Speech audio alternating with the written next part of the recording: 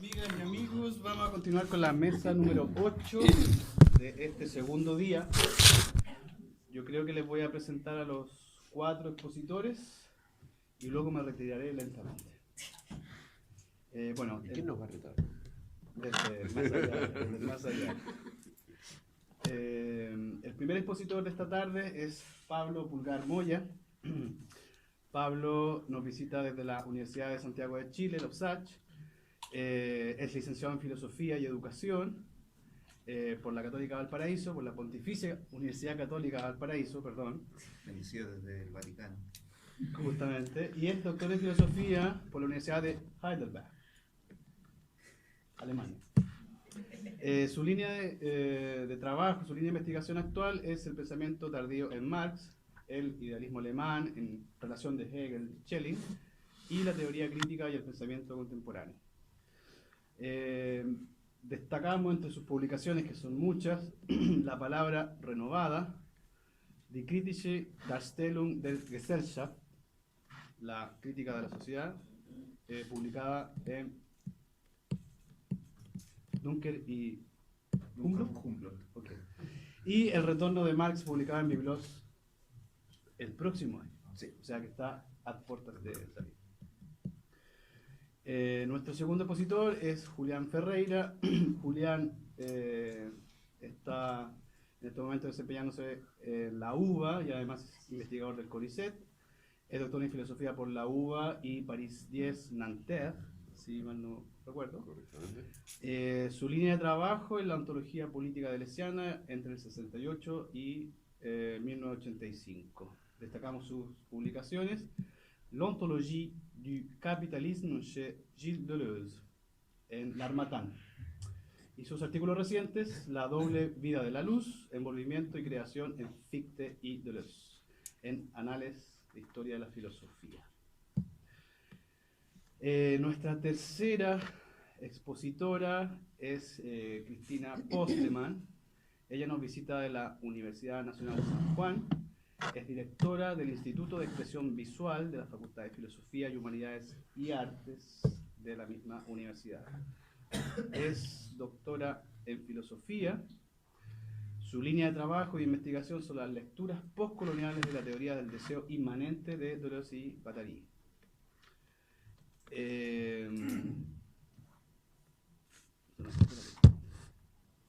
Título de publicación que quisiéramos destacar: Otro Kant después de Fanon y Deleuze, publicado en la revista Intersticios de la Política y la Cultura, Intervenciones Latinoamericanas. Por último, nuestro amigo Gustavo Chirola. No digo que los otros no sean amigos, Solo. No lo digo, el énfasis. Nos visita de la Universidad Javeriana de Bogotá. Es doctorando en bioética de la Universidad del Bosque y es filósofo de la Universidad Javeriana. Su línea de trabajo es la vía política de la pobreza. Destacamos entre sus publicaciones Deleuze and Didi Huberman on Art History, que está publicado en Lovaina University Press, en un libro colectivo, ¿no?, que es Art History After Deleuze and Guattari. Bueno, los voy a dejar. Como les decía, el primer expositor es Pablo Pulgar. El título de la canción. No digas. Se cambió. Lo cambié. Ah, ya, bueno, nada me ha sucedido en este. El título no sucedió El todavía. título no es. Bueno, tiene 20 minutos, Pablo. Ya. Lo estaré viendo. Me voy a poner mi autocontrol. Bueno, primero, por supuesto, ya más que repetido, pero muchas gracias por la aceptación y invitación también a participar. ¿Está aprendido esto? ¿Se escucha? Sí. A todo el esfuerzo que significa para toda la red, en especial a Pato, Ana, que vendrá mañana, que organiza este hermoso y bello encuentro. Bien, sin más preámbulos, claro, yo presenté algo así relacionado con Fanon, que por supuesto estará en el programa, que no van a escuchar, sino que van a escuchar otra cosa que no tiene absolutamente nada que ver con eso. ¿Ah, sí? Ahí sí. Ahora sí. Las botellas. Ah, la botella. Ah, ya, listo. Bueno, Julián, te toca a ti. Esa por allá, Esa por allá. el piso y Esta aquí también. Bueno, bien. Esa darle ya. Esta es la tuya.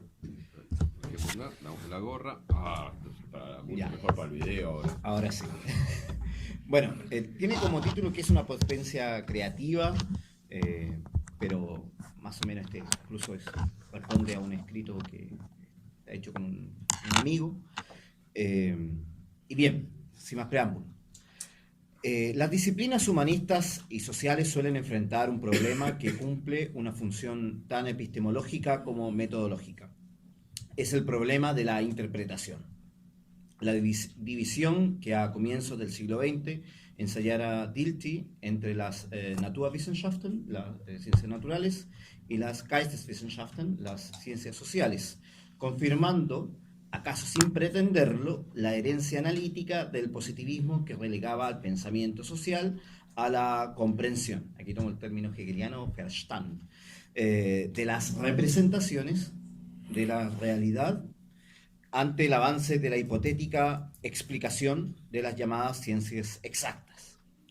Como una mediación evanescente, a decir de Jameson, la distinción de Dilthey, paradójicamente celebrada por Heidegger, limitaba y situaba filosóficamente la apuesta de una racionalidad instrumental que se abría paso firme ya desde el siglo XIX, punto. Instrumentalización de la razón que incluso permeó las pretensiones de la comprensión filosófica. Instrumentalización ante la que se levantaron críticas y reticencias de Marx, Nietzsche y Freud, pero también de Bergson, Warburg y Benjamin, de cuyos nombres también se abría paso el proyecto de una interpretación genealógica de las representaciones de realidad y que rompe con el esquematismo y dualidades del neocantismo y del neopositivismo. Es por cierto de estas tradiciones críticas ampliamente abordadas por Foucault, desde donde se nutre también la propuesta filosófica de Deleuze. Desde esta perspectiva crítica amplia, no resultaría del todo descabellado leer a Bergson, por ejemplo, desde Deleuze. Y también podríamos utilizar significativamente este plus histórico significativo de la retrospección como una forma de interpretación que va más allá de la comprensión hermenéutica y fenomenológica. Eso sí, es necesario precisar un aspecto específico del lenguaje como referencia de la representación.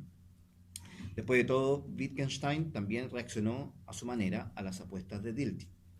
La interpretación suele estar enfrentada a la arbitrariedad de ser tal solo en tanto sean articuladas magnitudes de discursos histórico-filosóficos, desde una medida simbólica que se desarrolle por medio de las conexiones conceptuales coherentemente regladas. Así, por ejemplo, hablamos del Bergson de Deleuze, etc. De las figuras históricas simbólicas de Bergson que Deleuze podría producir como recurso metodológico para su propia apuesta filosófica. Genealógicamente, diría Foucault, de lo que se trata es de proyecciones, líneas, pulsos y ritmos que asumen su comienzo solo en tanto sean despojados de toda imposición determinista de la predicción anticipatoria.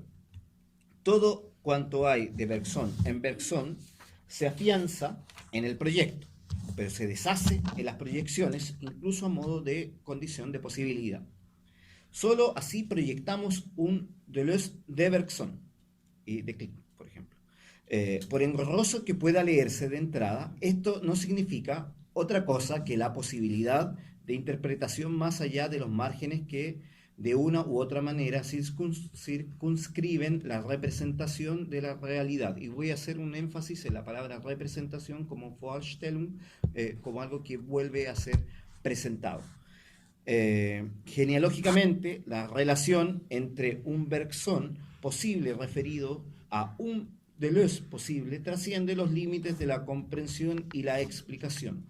Ahora bien, este principio epistemológico implica un problema asociado al tiempo, o más bien a la reconfiguración de un tiempo que no se mide por las normas de la linealidad formalmente histórica, sino por el tiempo de la producción simbólica y lingüística de los márgenes interpretativos de la realidad.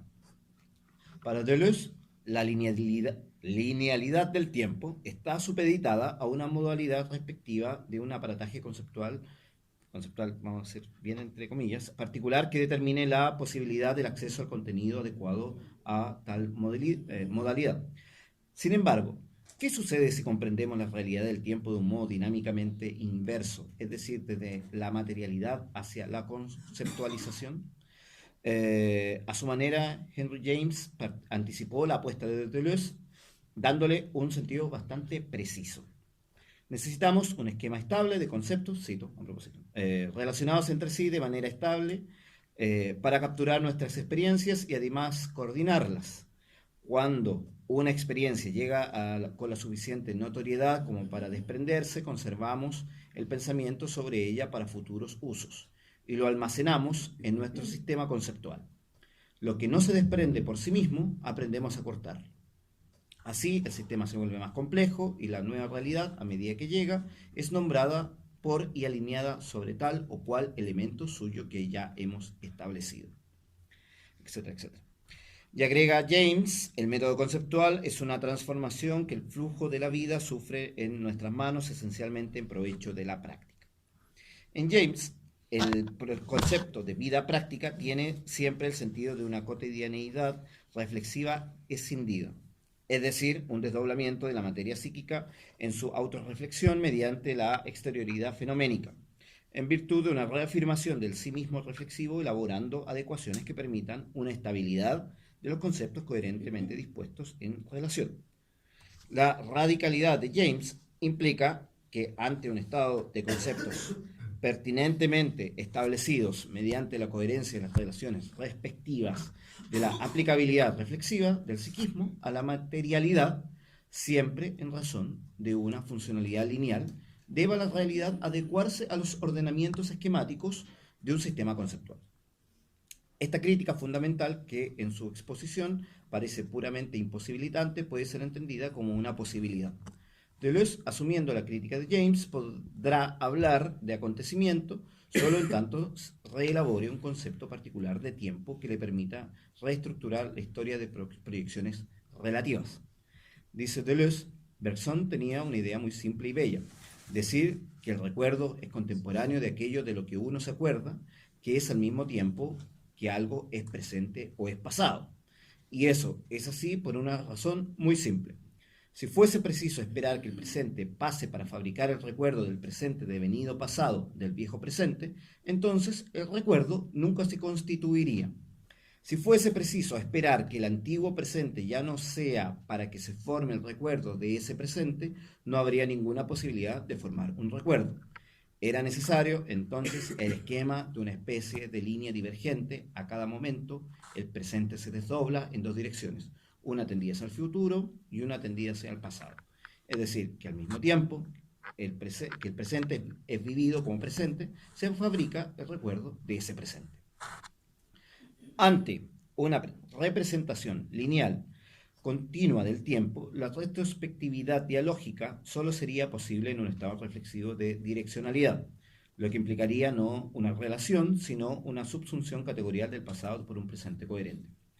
Pero proyectando relaciones desde un dinamismo paradójico del tiempo, la imagen Bergson es materialmente contemporánea de la representación de Deleuze, de tal modo que a la vez se escapa proyectivamente en un futuro. La imagen Bergson es en una materialidad psíquica de la reflexión interpretativa deleuziana. Esta materialidad, por una parte, se independiza al ejecutarse en el tiempo como materia psíquica perceptible, que se agencia, y por otra, ejecutándose, es duración. Cito de nuevo a Deleuze: lo que se hace y no deja de hacerse es la duración, es la creación de un algo nuevo a cada instante. Es el instante siguiente que continúa el instante precedente sin reproducirlo. Es la producción de algo nuevo. En relación a estas dinámicas de temporalidades divergentes, la presencia de aquello que es un algo, a la percepción es siempre algo novedoso e inasible en su totalidad.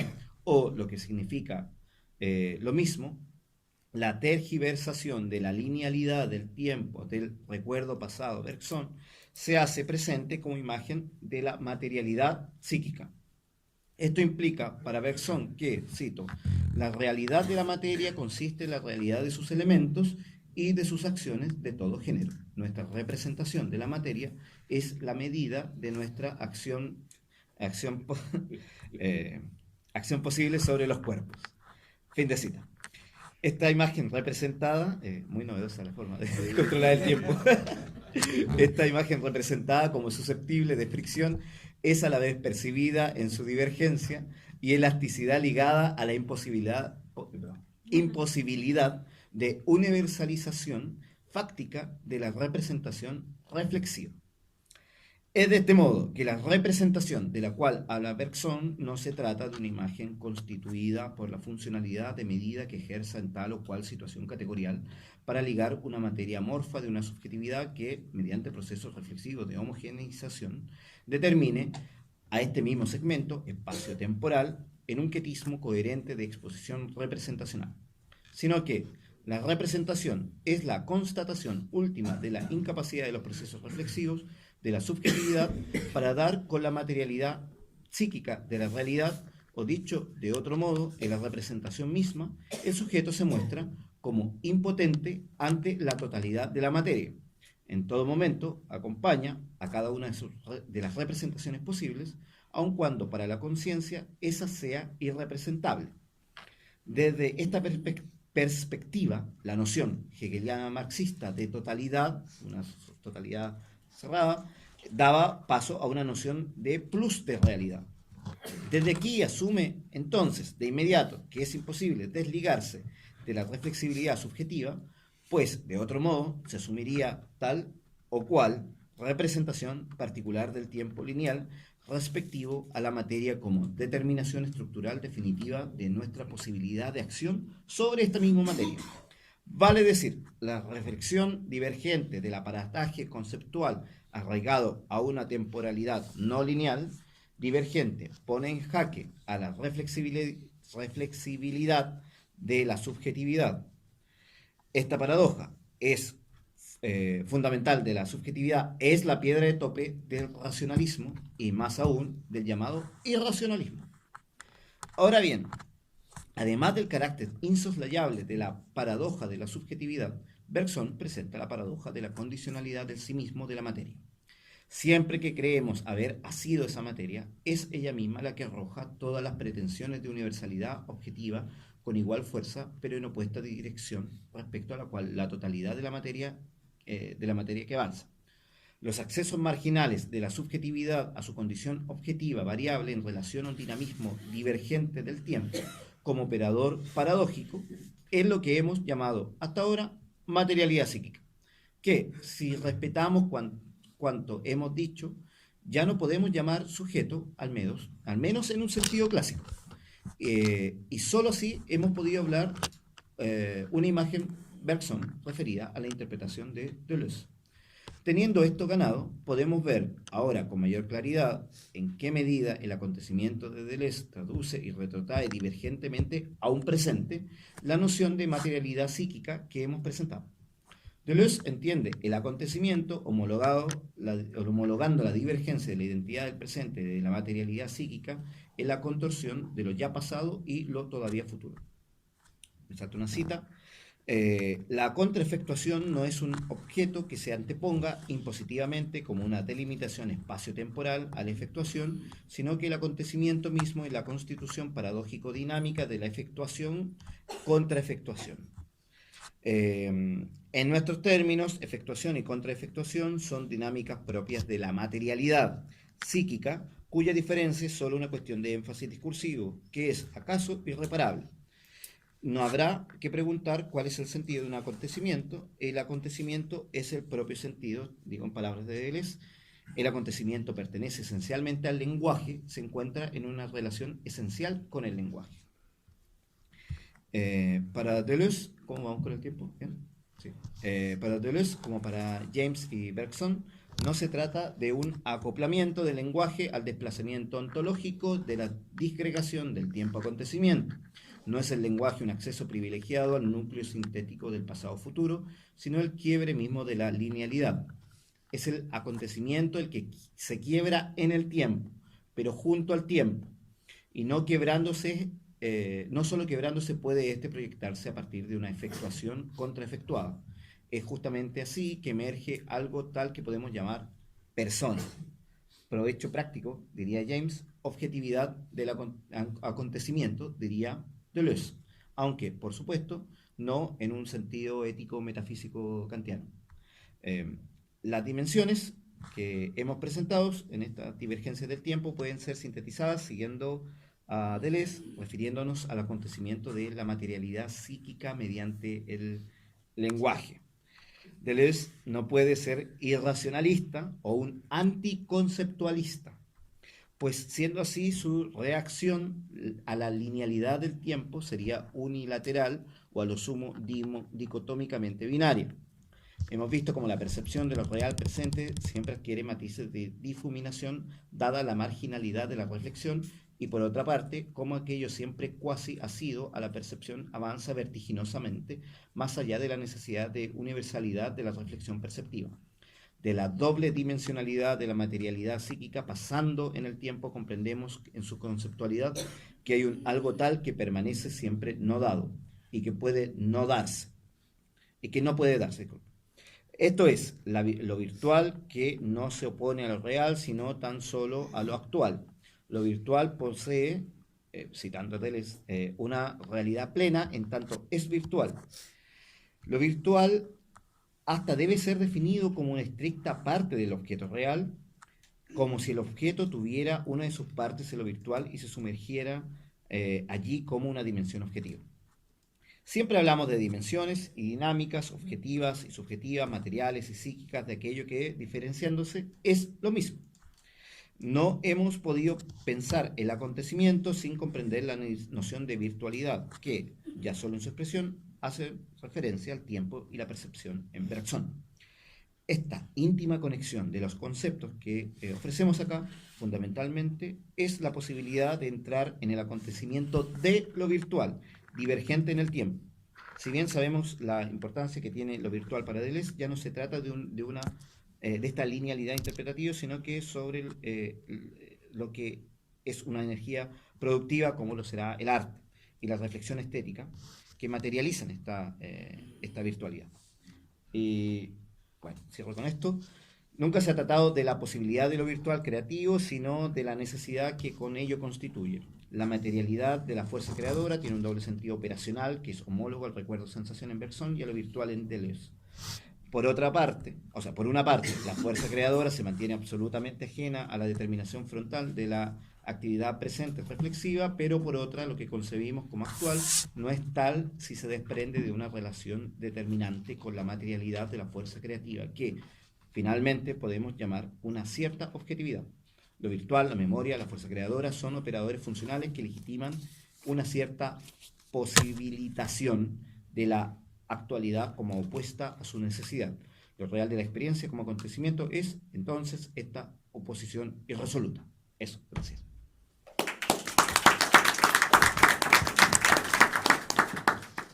Muchas gracias, Pablo.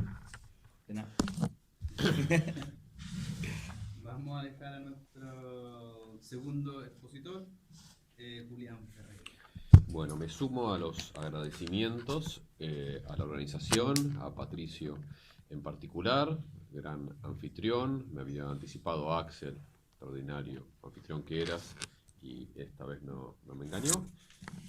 Tenía que pasar eventualmente, Axel. Bueno, ¿se escucha algo? Ahí. Bueno, celebro la propuesta de este segundo coloquio de la Red de Estudios Latinoamericanos Deleuze y Guattari. ¿Qué es lo que puede un cuerpo, luchas minoritarias y líneas de fuga en América Latina? Lo celebro por su carácter situado en América Latina. La cuestión que subyace entonces a este coloquio sería qué significa leer y pensar con Deleuze y Guattari para nosotros latinoamericanos en América Latina. No solo se nos convoca a tratarlo como un circunstancial de lugar, se nos conmina a pensarlo como algo específico. América Latina determina tanto un cuerpo de preguntas y problemas, como una historia sobre la cual los escritos de Deleuze y Guattari vienen a inscribirse, y también una trama discursiva específica de tradiciones de pensamiento y escritura. Los textos que Deleuze y Guattari han dejado como huellas sobre la tierra se mezclan así con las nuestras en el muladar hediondo de nuestro pensar, modificando radicalmente su sentido. Deleuze y Guattari se hacen impuros cuando nosotros los pensamos, incluso a pesar de los afanes de pulcritud de la academia a la que algunos de nosotros pertenecemos. Se hacen impuros mientras nuestro espíritu latinoamericano se hace impuro también de tanto leer a estos autores europeos. Hedor y lodo para todos y para todas. La presencia en nuestra región de estos Bouvard y Picuchet de la filosofía se manifiesta en los más diversos planos. El arte, con el cine en primer lugar, es quizás la huella más profunda, aunque estuvo hasta ahora llamativamente ausente en este congreso. Pero también es fuerte en la clínica, psicoanalítica, psiquiátrica, esquizoanalítica, etc., y en las humanidades, tanto en la academia como fuera de ella. Muy intensa también es la huella de Deleuze y Guattari en la dimensión política del pensamiento, a la que apunta específicamente la convocatoria de este coloquio. La dimensión política es una dimensión muy delicada de este muladar, ya que la coyuntura y la problemática política en América Latina es fuertemente heterogénea de la de Deleuze y Guattari. Esa asimetría no puede ser colmada por el interés que esporádicamente muestran por la región de Deleuze y Guattari en sus escritos y clases, ni por los viajes de Félix a Brasil y a Chile. Leer a Deleuze y Guattari desde América Latina produce necesariamente una transformación. Los leemos localmente y contemporáneamente, y su desanclamiento respecto a las coordenadas espacio-temporales del texto originario es, por lo tanto, inexorable. Deleuze y Guattari son extranjeros en América Latina, y tristemente, tampoco son ya nuestros contemporáneos, aunque cueste aceptarlo porque eran nuestros contemporáneos apenas ayer. En ese sentido, es clave una cita del gran filósofo argentino Jorge Dotti, sobre la cual mi amiga y colega Jimena Solé le gusta volver. Cito a Dotti. Leer textos ajenos genera inevitablemente respuestas autóctonas. Más aún, receptar y concretizar discursos que se originan en otros ámbitos es siempre un gesto original, por menardista que fuere. Así como todo autor precedente es inevitablemente contemporáneo a la lectura que de él se hace, así también toda idea receptada es necesariamente tan local como la recepción y uso argumentativo, retórico y o político que de ella se ensaya. Fin de la cita. Hay una comprensión y un uso político de las ideas de Deleuze y Guattari que las hace locales y autóctonas. Pierre Menard, en el célebre cuento de Borges, reescribe Don Quijote letra por letra y sin embargo escribe inexorablemente una nueva obra, la cita que pasaron hace un rato, la que toda repetición implica una diferencia, más aún cuanto más fiel trata de ser. De la misma manera, por más fiel que uno quiera ser a la letra de Deleuze y Guattari, terminaremos escribiendo una nueva obra cada vez, solo que más o menos interesante. Acá está el punto, ¿no? Que sea interesante. Entonces, tratando de escribir como Pierre Menard, podemos escribir, por ejemplo, Estado, y repetir cada una de las sangrientas críticas a ese monstruo frío que hacen Deleuze y Guattari. Pero no por eso será el mismo Estado. Escribir Estado en América Latina es un gesto original, por más que nos esforcemos por escribir Estado como se escribía o se escribe en Francia. Un Estado fuerte, central, con largas tradiciones e instituciones sólidas y en apariencia imperecederas, contra Estados débiles, marginales y precarios. Tradiciones democráticas contra las dictaduras que azotaban nuestras playas, mientras Deleuze y Guattari escribían a cuatro manos, sin temor a que se las cortaran. panzas llenas y panzas vacías. El discurrir de los acontecimientos en las décadas que siguieron a los años 60, esos años 70, a esos años 60 o 70, parece haber hecho tender hacia una posible convergencia del rol del Estado en los países centrales de nuestra región, con el avance del neoliberalismo y el fenecimiento de una concepción filoleviatánica de la política en Europa, al mismo tiempo que nuestras dictaduras eran reemplazadas por gobiernos democráticos en América Latina, y gobiernos más débiles, estados más débiles en Europa parecían hacer una línea de convergencia. Sin embargo, creo que las experiencias de los gobiernos nacionales y populares que surgieron en América Latina a principios de este siglo XXI, aprovechando la breve distracción de la mirada de Estados Unidos de su patio trasero hacia Medio Oriente tras los atentados de las Torres Gemelas, estos gobiernos nacionales y populares son un rasgo autóctono que nos obliga a reevaluar, desde nuestra perspectiva local, cierto espíritu de la concepción del Estado en Deleuze y Guattari. La caída de los gobiernos populares en América Latina y el auge de una combinación de neoliberalismo sardónico y neofascismo escalofriante y burlesco parece, sin embargo, mostrar que después de todo el diagnóstico europeo de Deleuze y Guattari era atinado y que nuestros gobiernos populares habían sido un error, solo un error, una ilusión o un engaño. Afortunadamente, para los espíritus optimistas, más recientemente aún, casi al filo de la escritura de estas palabras, la posibilidad del retorno de un gobierno nacional y popular a la Argentina vuelve a mostrar una tensión conceptual y política entre el neoliberalismo y el Estado que no podemos ignorar, aunque la seducción de la prosa del capitalismo y la esquizofrenia encante nuestros oídos y busque extraviarnos en alta mar.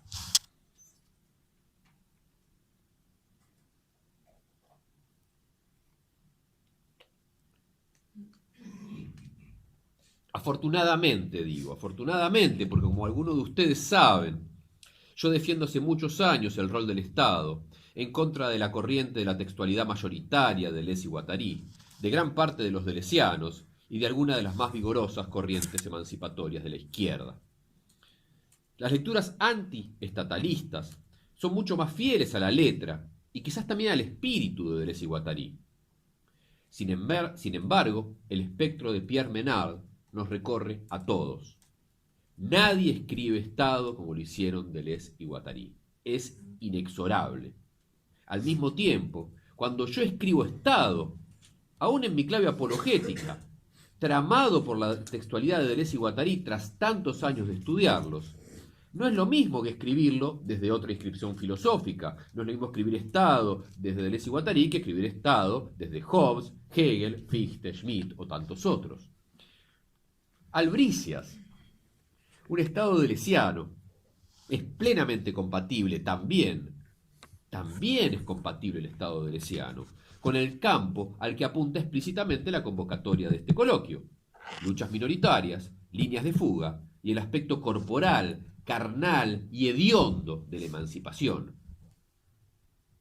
En este plano también existe una especificidad de América Latina, que si bien no produce tantas tensiones textuales, ofrece una cantera de experiencias que pueden llenar de riqueza y concreción la propuesta de Deleuze y Guattari, algunas de las cuales hemos estado viendo en estos días, las experiencias emancipatorias, tanto en el plano político como psíquico.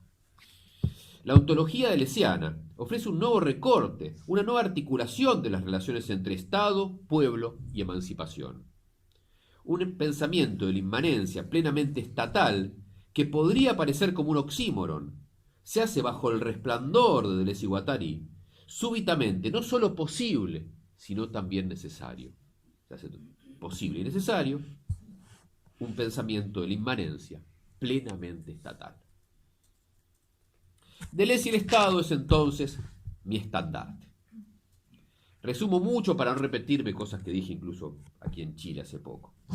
Más allá de la explícita impugnación del Estado, como forma de socius despótico o aparato eminentemente de captura, podemos trazar una línea a partir de la idea social en diferencia y repetición hacia la multiplicidad de agenciamientos políticos en 1000 mesetas y sus clases preparatorias, para pensar otra forma de organización social que se plante como resistencia al capitalismo. He aquí uno de los puntos clave. La crítica al capitalismo de Deleuze y Guattari es mucho más potente y actual que la que hacen del Estado.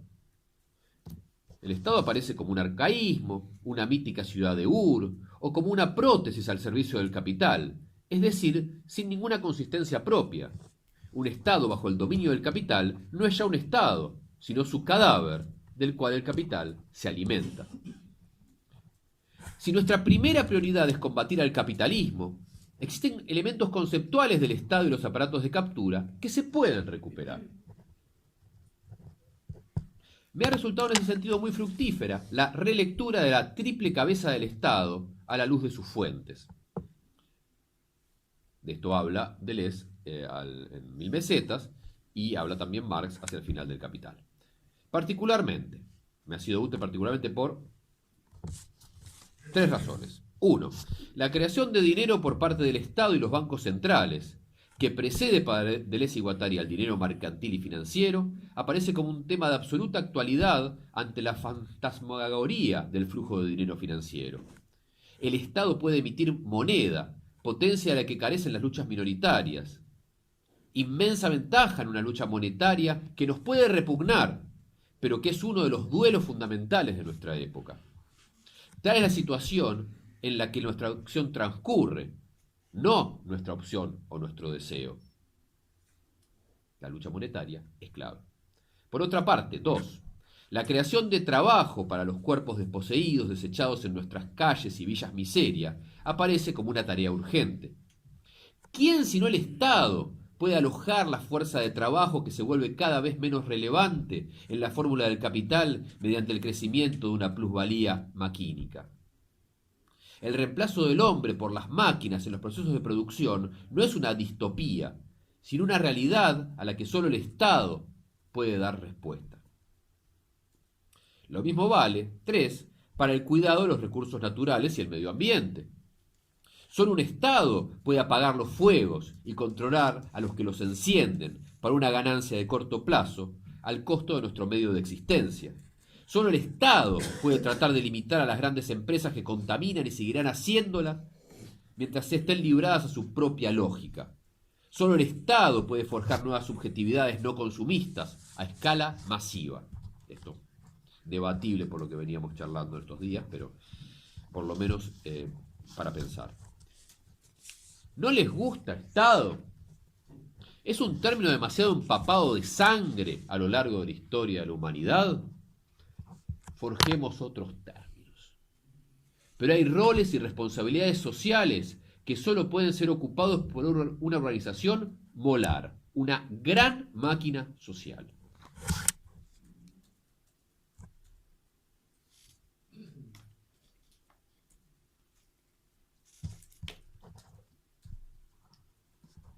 Nadie se horrorice. No hay motivo para horrorizarse. Cuando digo que se puede construir un pensamiento estatal deleuziano, luego justamente porque la perspectiva dele-guattariana modifica radicalmente, como ya anticipé, el pensamiento del Estado. La ontología deleuziana nos permite resolver uno de los principales vicios del Estado, su trascendencia, su aislamiento respecto a las necesidades del pueblo y el despotismo y la violencia que derivan de dicho desacople.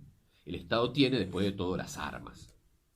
La perspectiva deleuziana permite resolver el problema de la trascendencia del Estado, porque ni las ideas sociales ni las máquinas sociales son entidades trascendentes, sino elementos de una ontología de la inmanencia radical. No se trata, por lo tanto, de hacerle llegar al Estado las demandas del pueblo. No se trata de articular un abajo con un arriba.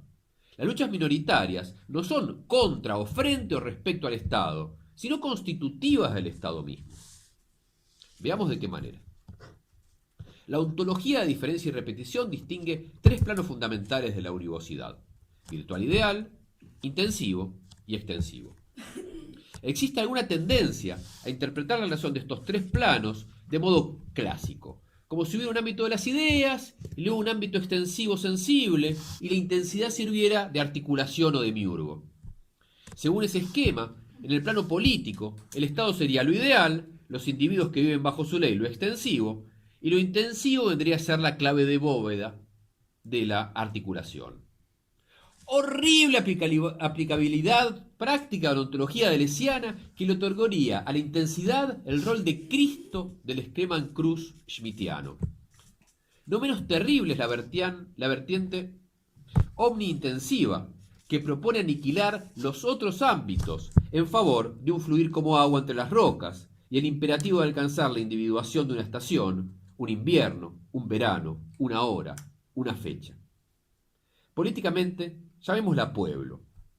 Solo singularidades trayendo una lógica inmanente de la individuación para hacer advenir al pueblo que falta. Olvidémonos de nuestros cuerpos, de nuestras vidas concretas, nuestro hambre, nuestro sufrimiento en el mundo. Resultado, un orientalismo decadente. Para eso, mejor leer a Schopenhauer. Creo que por el contrario, se trata de articular todas las dimensiones de la ontología, sin ninguna jerarquía, sin ninguna axiología oculta, para comprender lo real. Molar y molecular, mayoritario y minoritario, estriado y liso, aparatos de captura y máquinas de guerra, no son disyunciones excluyentes ético-políticas, sino elementos constitutivos de lo real.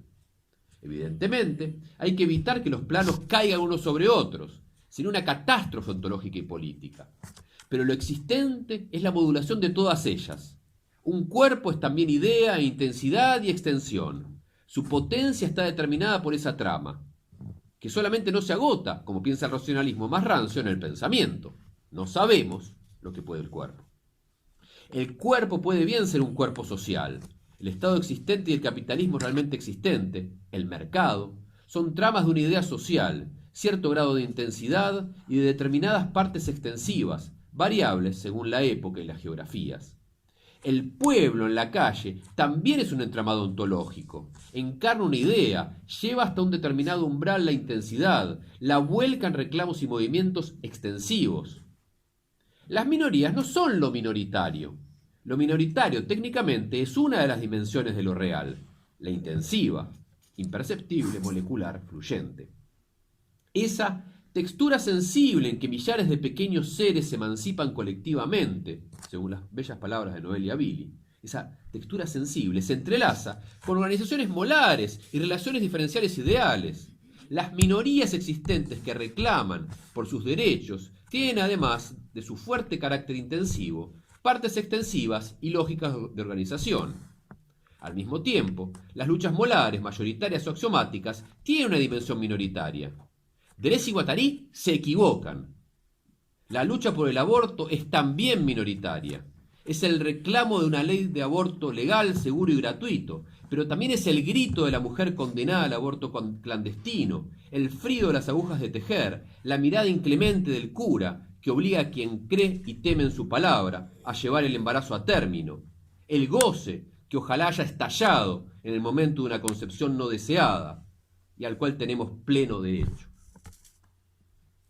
De la misma manera, la lucha de las mujeres por el voto y por el empleo, la lucha de las regiones por la autonomía, la lucha del tercer mundo, no son solo axiomáticas, son también plenamente minoritarias e intensivas. No hay oposición entre los planos, hay inmanencia.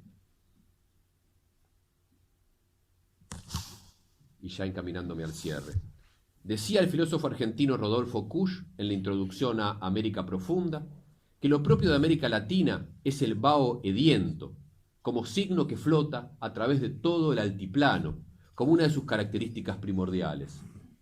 Decía Kusch que hay una especie de la verdad universal que expresa que todo lo que se da en estado puro es falso y debe ser contaminado por su opuesto. Debemos, dice Kusch, abrazar el vaho ediento que proviene del indio que reza por conseguir un mendrugo, del borracho que danza o de un niño que aúlla. Tenemos que dejar de reprimir el aspecto hediondo de lo real en nombre de la pureza.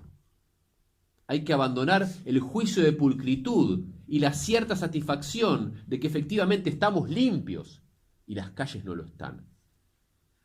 Todo es turbio y mezclado. Pero cuando todo es turbio y mezclado, tenemos que aceptar también al sucio Estado, con sus pestilentes leyes, sus hediondos burócratas y sus grasientos formularios. Esto vale para las categorías de Deleuze y Guattari. Ellos llaman explícitamente a recobrar el hedor, cuando, por ejemplo, hablan de ese fondo leguminoso al que nos conduce la Betis, indispensable para alcanzar la tercera síntesis del tiempo, y lo virtual con toda su carga genética. Hay que abandonar, obviamente, el purismo de la imagen dogmática del pensamiento y las exigencias de la representación. Pero también hay que condenar con idéntico fervor el juicio de pulcritud respecto a los aparatos de Estado, las organizaciones molares y el aspecto mayoritario y extensivo de la existencia. Lo cual implica aceptar al menos la posibilidad de que el sucio Estado y sus sucios políticos sean una de las vías para nuestra emancipación. Los gobiernos nacionales y populares en América Latina merecen nuestro apoyo plenamente delesiano, por muy hediondo que pueda resultar para el purismo de las intensidades, las minorías y las máquinas de guerra.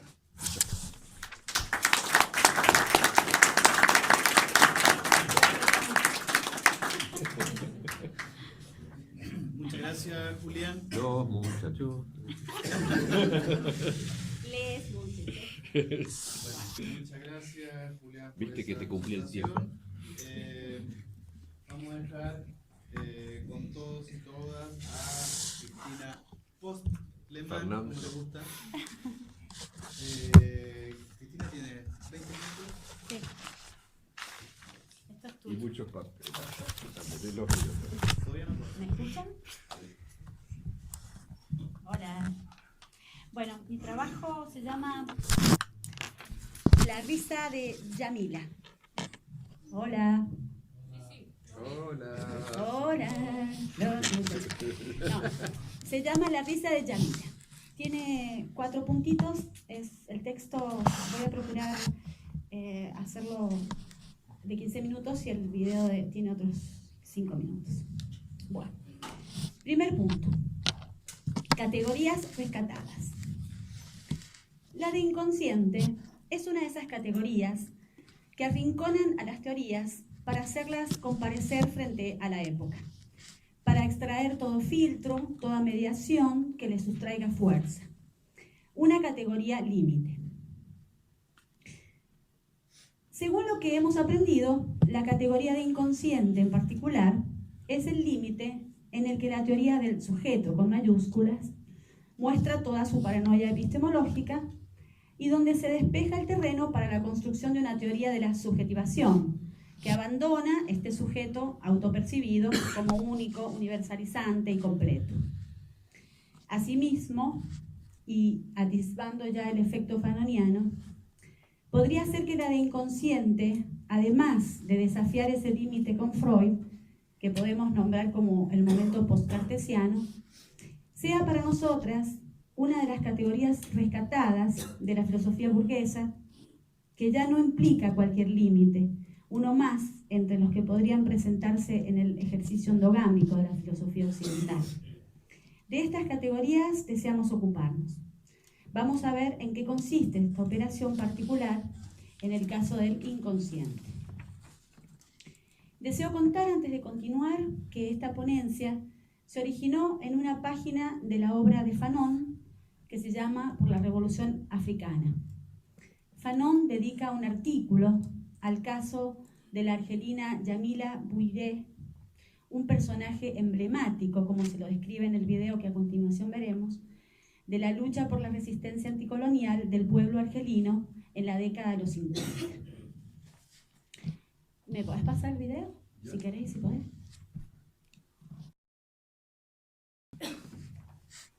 En el artículo al que aludí recién, Fanon enfatiza la estrategia de continuidad del discurso colonial en el hecho de heroinizar al personaje.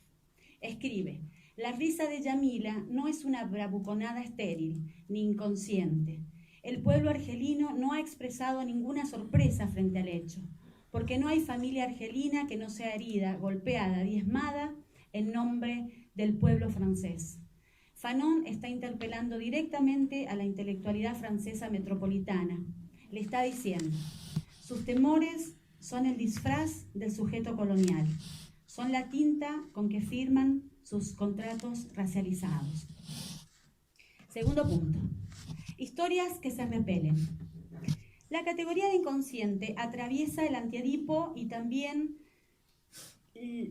Piel Negra, Máscaras Blancas de Fanon y Los Condenados de la Tierra. En el 72, fecha en la que sale a luz el Antiedipo, han pasado casi 2 décadas de la lucha del pueblo argelino por su independencia y algunos de la aparición de Los Condenados de la Tierra, el último gran texto de Frantz Fanon. El caso Argelia, como eventualmente se lo nombra, ha sido rimbombante no solo en el contexto restringido a la acción bélica colonial, sino que, como muestra el video, se ha mediatizado y ha trascendido incluso fuera de los límites de Francia. Algunas características particulares son ponderadas por sobre otras, como la contundente e inclaudicable respuesta del pueblo argelino que protagoniza la acción armada valiéndose de una sagaz organización clandestina, como así también los métodos extremos de desarticulación de la resistencia utilizadas por el ejército colonial, como la sistemática aplicación de torturas y tormentos. Todo ello, llevado al cine, a la novelística, a la música, sumará como potente adyuvante de la puesta a prueba de muchos de los límites teóricos de la inteligencia francesa. Guattari ha sido militante e intelectualmente activo en los tiempos de la insurrección armada argelina frente al colonialismo. Por oponerse a la guerra contra Argelia y por el apoyo que le otorgan al pueblo argelino, él y muchos miembros del Partido Comunista Francés son denostados y por ello se apartan del partido. Muchos serán los avatares de estos y estas integrantes del grupo que se monta en torno a la voie communiste, cada cual en funciones particulares, incluso algunos clandestinos. Deleuze, en cambio, en los años 50 está enfrascado en su trabajo de retratar filósofos de la tradición europea blanca. En los 60 se enfocará en el psicoanálisis, desafiando algunas de sus bases, incluso siendo eventualmente aludido y ponderado por el propio Lacan. Su encuentro con Guattari habrá sido seguramente el motor fundamental para desafiar aún más los límites de la teoría psi. Tanto es así que escribirán junto a Guattari: todos somos piadosos, todavía somos piadosos, el psicoanálisis permanece en la edad precrítica. Por su parte, Fanon ha egresado a la Academia Francesa como psiquiatra, ha integrado la clínica Saint-Albin, que tiene al psiquiatra catalán Tosquel de director y de la cual formará luego parte el propio Guattari. Sabemos por unas cartas de homenaje del propio Tosquel a Fanon, después de muerto Fanon, que éste desde el principio interpelará insistentemente no solo las metodologías clínicas basadas en el control y el disciplinamiento, sino también la minimización del factor racialización del inconsciente. Acepta una invitación de Blida, una clínica psiquiátrica en Argelia, pero finalmente se dedicará al periodismo militante y a la acción orgánica de la lucha anticolonial. Fanon produce una obra que excederá la mera función de complementación teórica de su trabajo clínico. Elaborará una teoría que será una de las bases fundamentales de lo que luego se llamará estudios postcoloniales. También se enfocará en el inconsciente. Tampoco pretende sacarlo de circulación. Al contrario, insistentemente volverá sobre este como categoría que cabe resguardar de las lógicas de aplicación venidas de la metrópolis. En esa monumental y estruendosa obra que es el Antiedipo, es donde palpita, quizá por primera vez, el eco de los problemas suscitados en el ejercicio de la clínica psico en contextos coloniales. El Antiedipo parece contarnos una historia, que más o menos sonaría así. Congelados en una yoicidad vociferante, los autopercibidos descubridores de Edipo permanecen aparentemente calmos. Han construido una máquina de inmovilizar y categorizar la psiquis de acuerdo a sus intereses. Durante el periodo de credibilidad del mecanismo clínico sustentado en la identificación edípica, las cargas sociales y políticas se supeditan especularmente a los axiomas familiaristas. Mientras tanto, una amenaza a la funcionalidad del contrato clínico epistemológico golpea insistentemente a la puerta. Indefectiblemente, las paredes que parecen separar ese Edipo de su ámbito social y político renegado son abatidas por los hechos acaecidos a la clínica misma transmuro y sobre todo por el propio derecho de un inconsciente micro que desenmascara la amenaza. Mientras que la historia contada en la obra de Fanon podría resonar de esta otra manera. Estando en la tierra ocupada y crédulos de su ser alguien francesa o francés, la mujer negra o árabe o el hombre negro o árabe rechaza su negritud o su condición de árabe, considerándola un descenso hacia el deber no ser. Cuando estas o estos viajan a la metrópolis, una vez en la tierra ansiada, la mirada de quien se deseaba ser les muestra que no son. Entonces sus cuerpos quedan reducidos a nada. O podría ser así. Confiados en su aparato teórico clínico proveniente de la metrópolis, el psiquiatra argelino se empeña en auscultar la psiquis del soldado. Se encuentra con la absoluta imposibilidad de articular síntoma y goce. Se encuentra que todas las categorías a mano le están prohibidas, que el único mecanismo de defensa resulta el desplazamiento de esa prohibición al levante insurreccional. Tercero, es cortito. Líneas prohibidas. Entonces, ¿son esos límites respectivos que el inconsciente desafía en algún sentido conmensurables? Repitamos el descubrimiento de Deleuze y Guattari, sorprendentemente poco aludido a lo largo de la ensayística destinada al Antiedipo. Cito: es curioso que haya sido preciso esperar los sueños de los colonizados, para darse cuenta de que en los vértices del pseudo triángulo la mamá bailaba con el misionero, el papá se hacía encular, es la traducción, por los cobradores de impuestos, el yo se hacía pegar por un blanco. Cierre de cita. Como una mísera pincelada en medio del paisaje oceánico conceptual que es el Antiedipo, Deleuze y Guattari advierten en expresa conversación con Fanon que es necesario atender a los testimonios de los militantes de los movimientos de liberación anticolonial para una triple tarea: localizar el límite donde se muestra la condición colonial constitutiva del esquema psicofamiliarista, mostrar que es ese límite el que mantiene bifurcadas las dimensiones de lo molar y lo molecular. Y por último, despejar el camino para la producción de un deseo emancipado. Ahora dejemos a Fanon ejercer el derecho a visibilizar este momento en el que ya no solo se diagnostica la condición colonial de Edipo, no solo se desmonta el esquema de naturalización del abismo clínico, sea el caso, y teórico que el psicoanálisis y las teorías crítico-sociales y políticas sostienen durante todo el siglo XX, sino un momento en el que se propone una teoría que nos habilita a pensar al inconsciente como un concepto que se ha mantenido siempre en el terreno exclusivo de lo psico y que tras destrabar las articulaciones con lo político, se muestra como uno de los operadores fundamentales del colonialismo. La escritura de Fanon performa una crítica a la edipización del inconsciente, construyendo una teoría que asume la prohibición como condición necesaria de todas las categorías disponibles en la intelectualidad burguesa de su época. Pero haber tocado la esfera más allá de las representaciones no quiere decir que añora una. La prohibición no le implica la demanda de otras alternativas, sino que lo que produce es una doble operación. Por una parte, experimenta las marcas del colonialismo en los procesos de subjetivación y por otro, urge, militante y performativamente en su escritura, críticas radicales a las representaciones, toca al narcisismo racista. Responde a la operativa de la prohibición, escribiendo desde lo que llama la experiencia vivida del negro.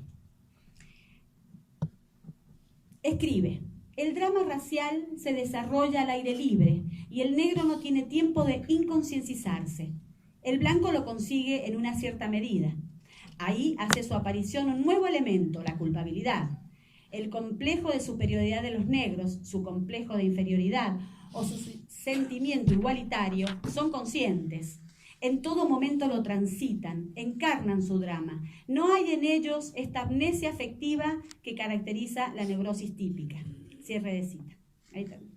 Como se ve, Fanon no pretende tampoco abolir el inconsciente. No es su meta apuntar a muerte a las bases teóricas del psicoanálisis. El acontecimiento de la clínica se lleva a cabo de todas maneras, aún en el escenario de la violencia contractual psicoanalítica montada en el terreno del colonizado.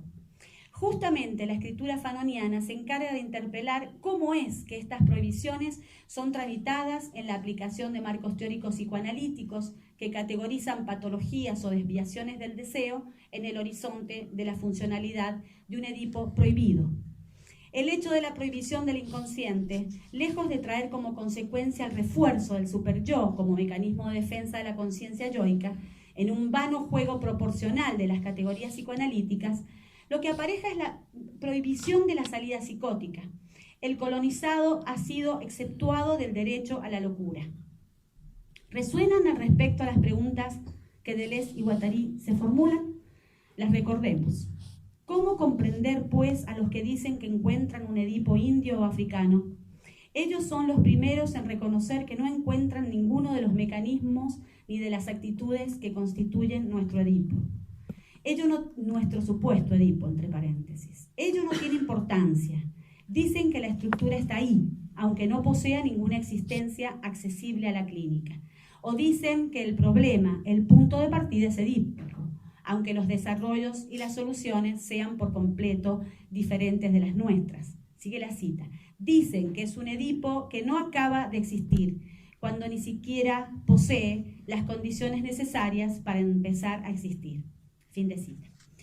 Cuando Deleuze y Guattari sostienen que es el inconsciente colonial el que explica las preferencias masoquistas de los pequeños yoes charlatanes y arrogantes, las que no constituyen meros mecanismos de represión, sino resultados de la producción deseante, que el inconsciente no se distingue de la producción social, que es anterior incluso a esta y que no está mediado por ninguna instancia. ¿Cómo no advertir que esta condición de productividad se articula directamente gracias a las consecuencias de la tesis fanoniana de la prohibición de inconscienciarse del colonizado? Y que entonces Deleuze y Guattari deben autoadvertir las marcas de la condición de burgués colonial, blanco, androcéntrico, etc., que ha sostenido la institución del pensamiento filosófico en su propio pensamiento y girar su teoría psicoanalítica del inconsciente hacia una teoría psicoanalítica del inconsciente racializado. Dos frases. El último punto. Había que esperar, se llama. Allí donde ninguna ontología es posible para el cuerpo colonial, tanto menos la inscripción en proceso de subjetivación alguno, es donde la figura del colono y el esquizo se cruzan para mostrar, uno, la operativa de prohibición de inconscienciarse, el otro, marcas de autoadvertencia de la condición colonial del inconsciente. Para un europeo blanco es curioso, como dice la cita, que haya tenido que escucharse, había que esperar a escuchar los sueños de los militantes argelinos. Para la teoría psico-poscolonial significa la larga agonía con la que debe lidiar. Y para terminar, a nosotras no nos extraña que en ninguno de los manuales de historia del estructuralismo francés, en ninguno de los textos filosóficos de los más nombrados, aparezca alguna alusión, al menos, a estas historias, ni siquiera heroicizadas. Como dice la politicóloga que vimos en el video, la Lamy Fatel, quizás el trabajo no esté aún terminado y nuestro inconsciente esté aún muy lejos de su descolonización. Listo. Muchas gracias.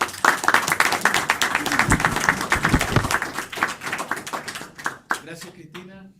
Vamos a pasar a nuestra última presentación del día de hoy, de la mesa número 8. Gustavo Chirola. Chirola. ¿Puedes decirlo en italiano? Tenemos los Chirola. especialistas acá. Chirolla en español. Tomás. Claro, Chirola Gustavo. suena bien en Un poco raro. Yo no sé si mantuviste tu título. No. Perfecto. No Nadie. Tenés que tener castigos más severos para que esto no pase. Bueno, algo del título sostuvo. Yo había llamado etnocentrismo, devenir negro y cosmopolitismo minoritario. Bueno, quedó despotismos del significante y devenimiento de la modernidad. Algo quedó.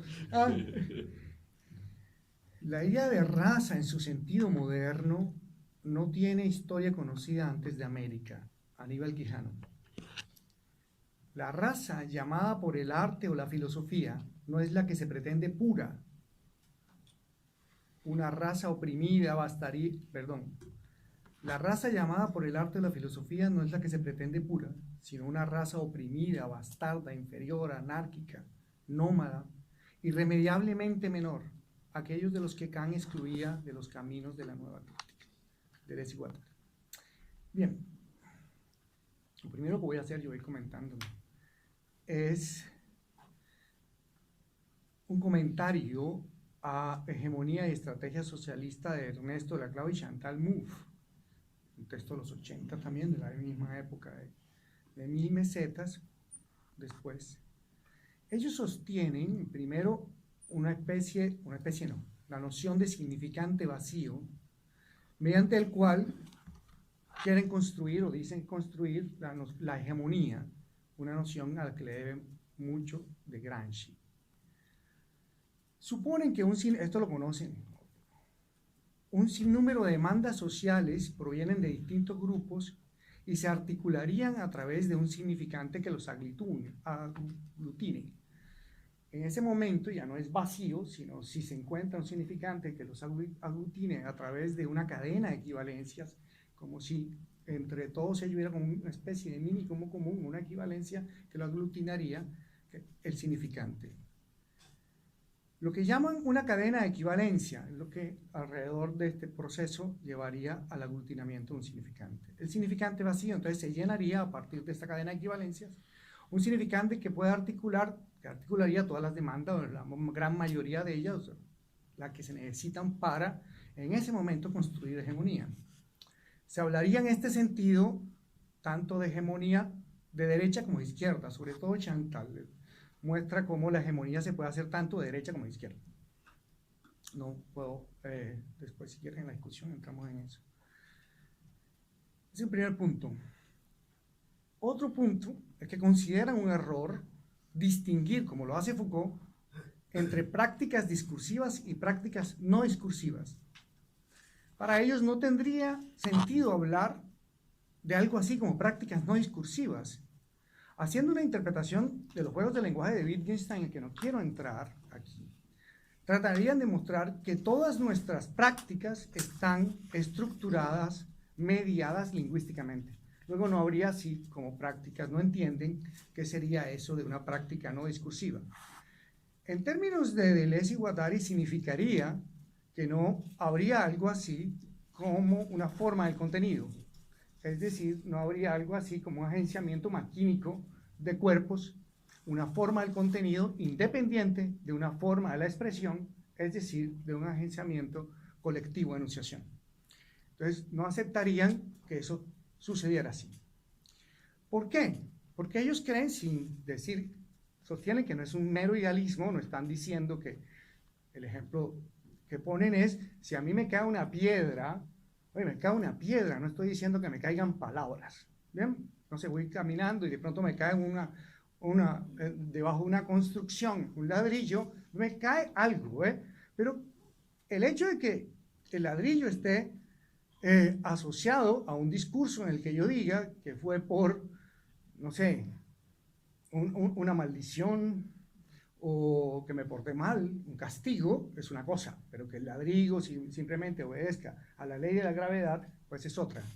Lo que quieren decir es que, no es que las cosas no tengan realidad física, sino que no podíamos dar cuenta de ella sino a través de un lenguaje articulado. Esa es la tesis.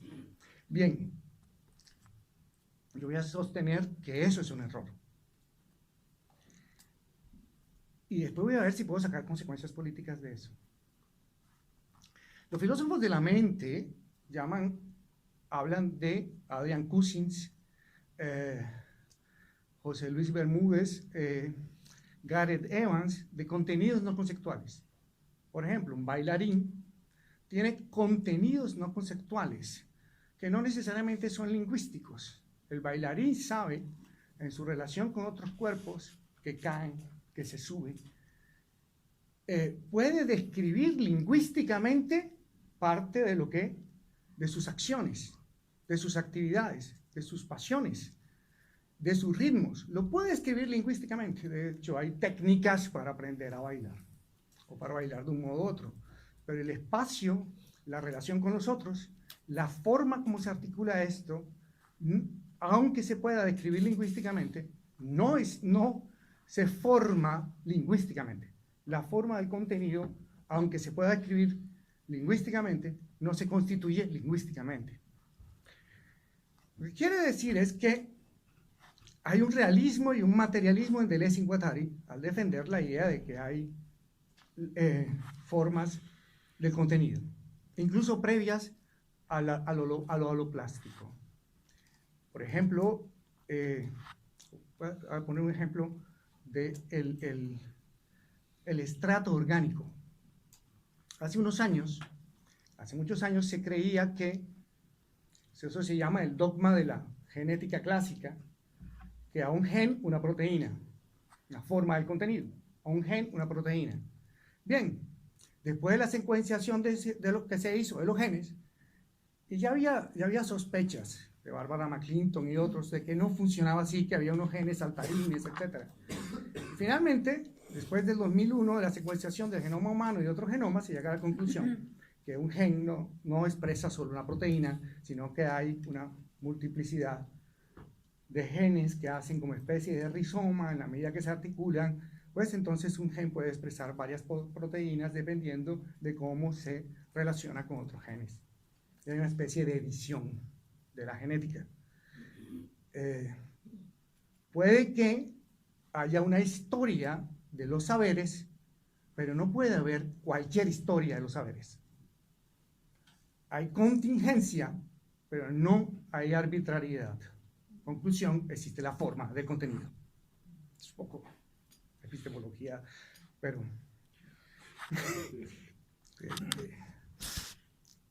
no son tan constructivistas como parecen. Digamos, hay una forma del contenido. El cuerpo tiene su lugar. Pero, sí, tengo acá. Me avisa cuando. Ay, espérense que se me saltó una cosa. ¿Qué consecuencias tiene esto para la política? Una cita antes de... El cuerpo ya no es un obstáculo, dice Deleuze y Guattari, dice Deleuze en Imagen Tiempo. El cuerpo ya no es un obstáculo que separa el pensamiento de sí mismo. Lo que éste debe superar para conseguir pensar, por el contrario, es aquello en lo cual el pensamiento se sumerge y debe sumergirse para alcanzar lo impensado, es decir, la vida. Y aquí se refiere a categorías del cuerpo para que el pensamiento alcance lo impensado. Y esas categorías son gestos, actitudes, en fin, todo lo que podríamos llamar contenidos no conceptuales. Una serie de gestos, actitudes, ritmo, movimiento, velocidades, poder afectar y ser afectado, y esas maneras como la forma de los cuerpos se da. Bien, esto es lo primero. Acuérdense que mi pregunta es cómo afectaría esto la política.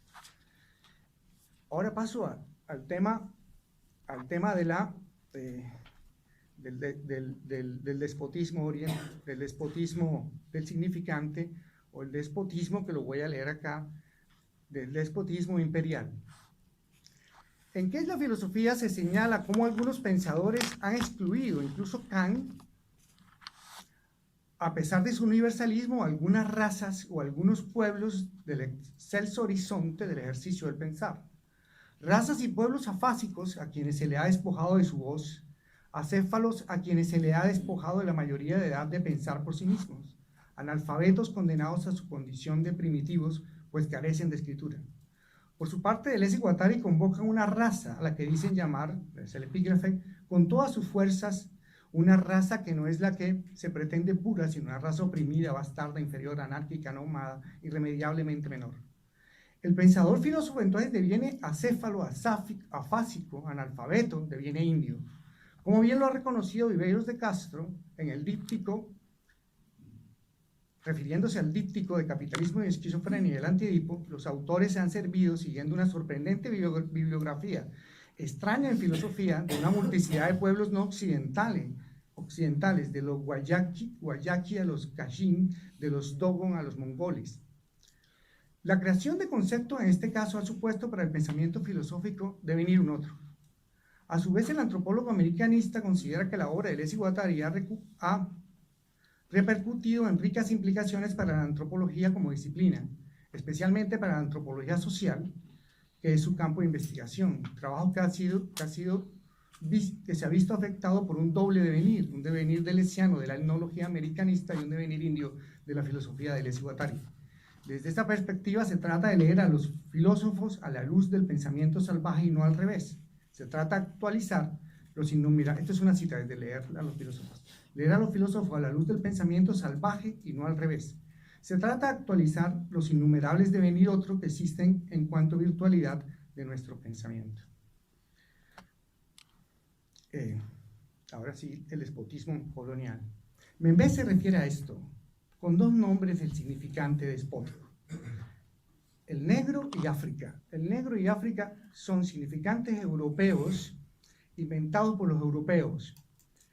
Y un significante extraño porque África misma no es un lugar. Y el negro mismo, imaginario, inconsciente, siempre era como el salvaje, lleno de pasión, casi muy cercano al animal.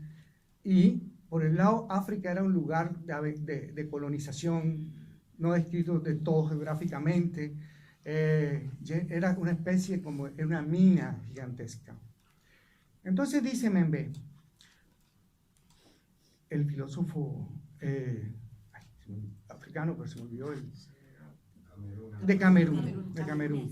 Pero si hay un objeto y un lugar en los que esta relación imaginaria y economía ficcional que la sostiene se revelaron de la manera más brutal, distintiva y manifiesta posible, es justamente en ese signo que se denomina el negro, y por añadidura, en ese aparente fuera de lugar que se llama África, cuya característica principal es no ser ni un sustantivo común, ni mucho menos un nombre propio, sino la marca de una ausencia de obra. Hasta ahí me ve. Hay dos momentos ahora que quiero señalar para esto. Y es el caso de la Revolución de Haití. Tal vez esto entronque un poco con la idea de volver a pensar el papel del Estado de pronto. El caso de la Revolución de Haití. Acuérdense que no voy a estar toda la historia, sino simplemente que ellos radicalizaron la idea moderna de la práctica de la igualdad. Las ideas ilustradas de la Revolución Francesa, e inmediatamente uno dice, pues si todos los hombres son iguales entre sí, son los derechos humanos, en fin, los derechos de los ciudadanos, en fin. Lo que se seguía necesariamente y se siguió unos años después, hasta que Napoleón restauró el Código Negro. Entonces se seguía que había que abolir la esclavitud. No se siguió, a Toussaint Louverture lo ponen preso, que fue el que luchó por esto, instauran el Código Negro y se da la Revolución de Haití, la Revolución de los Negros. Pero se da la Revolución de los Negros con las ideas de la Ilustración francesa. Quiero decir que aquí hay que matizar un poco. Es la práctica de la igualdad de la Revolución Francesa la que hace posible la Revolución de Haití. Pero, ojo a esto es lo deleuziano del asunto. Pero es deleuziano en el sentido de que esto es en la Constitución de Haití, en el artículo 14 de la Constitución de Haití. Voy a llamar esto, como lo dice también Deleuze, él le dice que, ¿se acuerdan un momento que dice en conversaciones que a él le ha interesado mucho la jurisprudencia? No solamente porque se trate de pedir derechos, sino de la creación de derechos. Una práctica que viene popular, que consiste en crear derecho. La jurisprudencia como creación de derecho. Bien, esto está en la Constitución de Haití. La primera Constitución de Haití de 1805 tiene un famoso artículo, el 14. Desaparecido en las constituciones ulteriores, que afirma que a partir de su promulgación, ojo, todos los ciudadanos haitianos, sea cual fuere el color de su piel, serán denominados negros. O sea, si tienen otro ejemplo, ¿qué significa devenir negro? Lástima, se ha perdido, ustedes saben qué pasó después de Haití. Necesariamente debe cesar toda acepción de color entre los hijos, o sea, también la forma como lo puse era como se conoce comúnmente, ¿no? Todos los ciudadanos, independiente del color de la piel, son negros. Lo que dice es, necesariamente debe cesar toda acepción de color entre los hijos de una y misma familia, donde el jefe de Estado es el padre. A partir de ahora, los ciudadanos de Haití solo serán conocidos bajo la denominación genérica negros. Les explico un poco esta historia. Susan Buxmore ha hablado de eso, James ha hablado de eso. Hay personas que no hagan la historia de Haití que no se refieran a esto, o algunos de los historiadores se refieren a esto, y es que hubo en el ejército napoleónico que venían a pelear con los negros haitianos, los revolucionarios, los jacobinos negros, como los llama James, hubo alemanes y polacos. Y entonces esto lo reciben cantando la marsellesa. O sea, los negros cantan la marsellesa y el ejército francés dice, hey, cantan la marsellesa. ¿Qué es esto? En medio, déjenme hacerlo como un relato. Los alemanes y polacos que venían ahí se van con los negros y empiezan a luchar con los negros. ¿Cómo? Después gana la revolución, los negros haitianos, esto lo explica muy bien Gerardo Gürtner en un texto sobre, bueno, también, Eduardo Gruner. Sí, Gerardo, bueno, está bien. Todos somos negros. Como respuesta a todo. Pero bueno, lo que quería decir que aunque a gran parte de los colonos franceses los asesinan en la revolución, a los polacos y alemanes que querían quedarse a vivir en Haití, para que pudieran quedarse a vivir en Haití, entonces se formula este artículo 14 del que acabo de hablar. Ciudadanos independientes del color de la piel. Ellos habían devenido negros. Bien. Arturo Escobar, un antropólogo colombiano, ha analizado el caso ejemplar de los movimientos sociales en el Pacífico colombiano. Activistas indígenas y negros elaboraron a mediados de los 90 una concepción del territorio que habitan como territorio-región de grupos étnicos. A partir de una política que ellos llaman basada en lugar, como la denomina Escobar, se propende por la defensa del territorio, esto es importante, como espacio cotidiano, donde se configura una forma de vida. Primero, el asunto territorial. En estas luchas basadas en el lugar es definitivo el emplazamiento del cuerpo y su articulación con el medio ambiente. En el lugar se entrelaza la cultura y la economía. Según el antropólogo colombiano, cito, las políticas del lugar constituyen una forma emergente de política, en la cual se afirma una lógica de la diferencia y una posibilidad que desarrolla multiplicidad de actores y acciones que operan en el plano de la vida diaria. Hasta ahí Escobar. Tales prácticas de localización, en tanto constituyen una exterioridad a la globalidad imperial, nunca son totalmente capturadas por el capitalismo. Eso sí que yo no. De ahí su potencial de devenir en algo diferente. Estos movimientos, al defender su territorio y una cultura, defienden también una autonomía local y su propia visión de desarrollo. Resulta interesante que desde estos territorios de diferencia emerge la idea de una tierra del futuro, como un mundo posible. Por último, vemos que un movimiento como Proceso Comunidades Negras del Pacífico, que emergió con interés meramente regionales, se fue embarcando en una estrategia transnacional que pasó a los indígenas en el Putumayo, después en Ecuador, y ya es una estrategia transnacional. Para nosotros este análisis es paradigmático porque expresa los procesos de reterritorialización, desterritorialización, que había que sumar a las dos formas de contenido y forma de la expresión, que describen, según Deleuze y Guattari, la política activa de un devenir minoritario. En primer lugar, las comunidades negras e indígenas son definidas por el patrón dominante como minorías, y sus formas de saber consideradas como menores e incluso premodernas. Solo desde la perspectiva neoliberal y global, sabemos lo que esto significa: inversión extranjera, monocultivos de palma, explotación minera, podría en realidad desarrollarse solo desde la perspectiva neoliberal y global, podría en realidad desarrollarse económicamente y progresar la olvidada y recóndita región del Pacífico colombiano. Eso es de esta perspectiva. En segundo lugar, las minorías asumen un papel político activo en defensa de sus territorios, formas de vida y autonomía, desde lo que Escobar denomina luchas basadas en lugar. Devenir negro del negro, devenir indígena del indígena. Los movimientos sociales no se han dejado reterritorializar en la minoría definida desde la perspectiva molar. Reterritorialización que implicaría no una política activa, sino un estado o condición, en muchos casos, de demanda asistencial, si se deja reterritorializar. Entonces solamente se convierte en población con una demanda, pero no como política, como sujetos activos. Esta variable como agentes activos. Esta variable desterritorializante se retorializa a su vez en una identidad cultural y en un territorio, aspecto que no es necesariamente negativo, poder constituir incluso el término identidad. En tercer lugar, desde esta perspectiva desterritorializante emergen alternativas de desarrollo dominante en provecho de una tierra futura y un mundo posible. La tierra ya no es el territorio como factor desterritorializante, la tierra y ya no el territorio como factor desterritorializante.